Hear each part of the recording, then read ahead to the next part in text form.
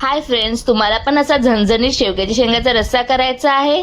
अगदी घरचे बोटं चाटत राहतील आणि एक सोडून दोन चपाती आवडीने खातील. चला तर मग रेसिपीला आपण सुरुवात करूया. इकडे मी शेवग्याची शेंग घ्यायला कापून घेतलेली आहे. आपल्याला चिरून घ्यायची आहे मोठी मोठीच. त्यानंतर इकडे आपल्याला वाटण तयार करण्यासाठी मी एक कांदा घेतलेला आहे. कांदा सुद्धा आपल्याला उभा असा चिरून घ्यायचा आहे. जास्त बारीक कट करायची गरज नाहीये. त्यानंतर मी अर्धा टोमॅटो सुद्धा त्याला चांगला चिरून घेतलेला आहे.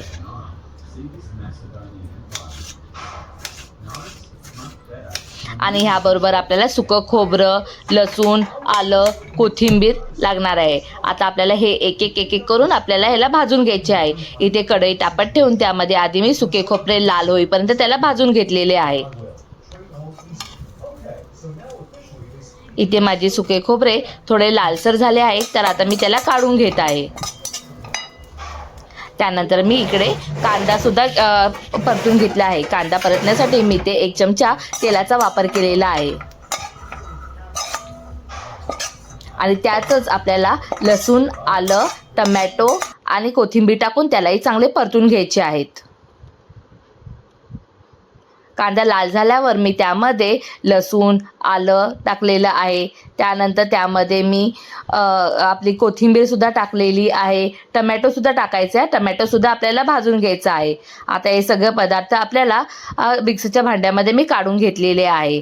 आणि थंड झाल्यानंतर मी ह्याला वाटून घेतलेले आहे. आता मी कढईमध्ये तेल टाकून त्यामध्ये जिरे, मोहरी, कढीपत्त्याची फोडणी देऊन आपण वाटून घेतलेला मसाला हा चांगला परतून घ्यायचा आहे. तेल सुटेपर्यंत अगदी ह्याला परतून घ्या. त्यामध्ये मी हिंग, त्यानंतर आपली हळद आणि लाल तिखट टाकून परतून घेतलेला आहे. आपल्या घरी जो घरगुती मसाला आहे ना, तो तुम्ही टाकू शकता. आता ह्याला सुद्धा चांगला आपल्याला तेल सुटेपर्यंत चांगले एकजीव करून परतून घ्यायचे आहे.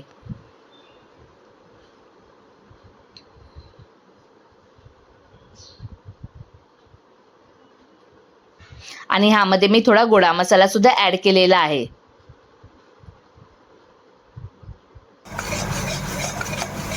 असा खूप छान असा सुगंध येत आहे वाटण वाटत असताना.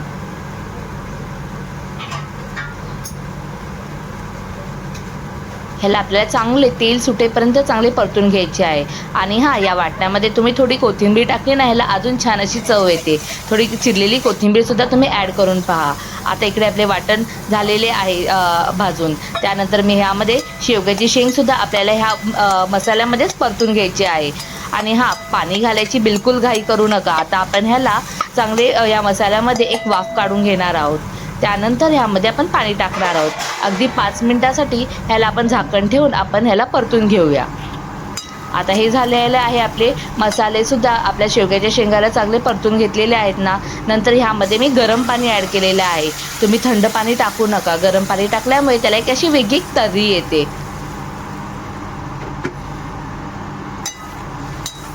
तुम्हाला हवं तेवढा तुम्ही रस्सा ॲड करू शकता ह्यामध्ये. आणि ह्यामध्ये आपल्याला आता मीठ टाकायचे आहे.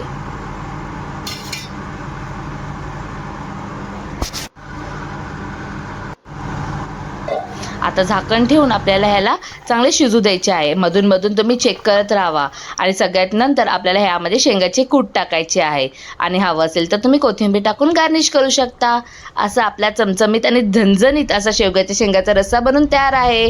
रेसिपी आवडल्यास लाईक, शेअर, सबस्क्राईब करायला विसरू नका.